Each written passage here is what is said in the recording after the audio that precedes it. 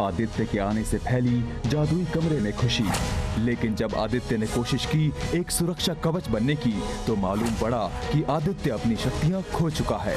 ये सुरक्षा कवच क्यों नहीं बन रहा? जादुई लोक में गुरुकाल के किए वार ने मेरे शरीर को तो चोट नहीं पहुंचा, पर मेरी मायावी शक्तियों को नष्ट कर।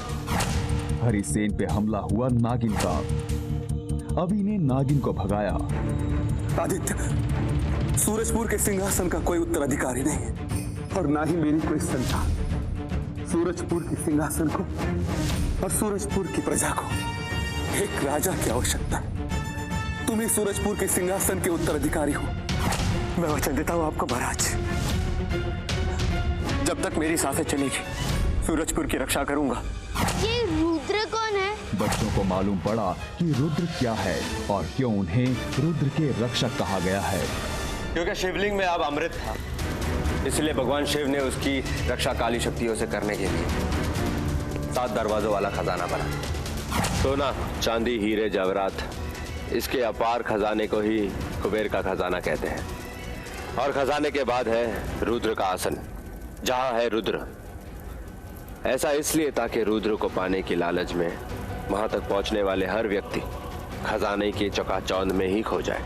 अब आगे अब उसी खजाने की चाबी हमारे पास है। यही रुद्र तक पहुंचने का एक रास्ता है, पर रुद्र कभी भी काली शक्तियों तक नहीं पहुंचनी चाहिए। यदि ऐसा हुआ तो वो अमर हो जाएंगे।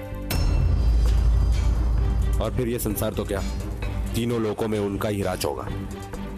अब रुद्र के रक्षा की जिम्मेदारी तुम्हारी है, इसलिए तुम तीनों हो रुद्र के रक्षक।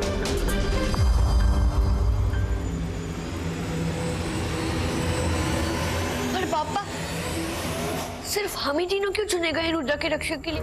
कोई और क्यों नहीं? क्योंकि नियति ने ऐसा लिख दिया है बेटा। तुम्हारा जन्म ही इसलिए हुआ है, और सारे मायावी ये जानते हैं कि गुरुकाल का अंत तुम्हारे हाथों ही लिखा है। इसलिए तुमने इतनी कम उम्र में इतनी सारी शक्तियां पाली। माया और विशु तुम्हारे साथ रहकर त्रिशक्ति बनते हैं। जैसे शिव का त्रिशूल जो अपने दुश्मन को खत्म कर देता है। और जब ज्ञान पांडे ने तुम्हें शक्तियां देने से पहले पूछा तो तुमने माया और विशु को अपना साथीदार चुना।